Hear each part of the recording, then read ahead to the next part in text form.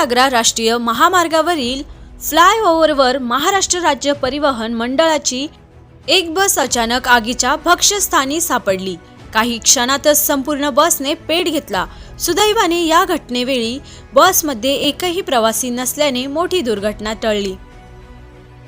बस नंदुरबार आगाराची होती। बसमध्ये तांत्रिक बिघाड झाल्याने प्रवाशांना आधी सुरक्षितरित्या उतरवण्यात आले होते। त्यानंतर चालक व वाहक बस दुरुस्तीसाठी वर्कशॉपकडे नेत होते। बस पाथर्डी फाटा फ्लायओव्हरवर पोहोचताच अचानक इंजिनमधून धूर निघू लागला। टायर फुटल्याने आग लागल्याचा प्राथमिक अंदाज आहे। धोका ओळखताच चालक व वाहक तात्काळ बसमधून खाली उतरताच आगीने भीषण स्वरूप धारण केले।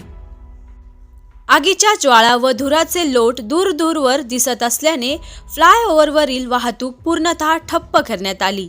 घटनेची माहिती मिळताच अग्निशमन दलाच्या गाड्या तातडीने घटनास्थळी दाखल झाल्या।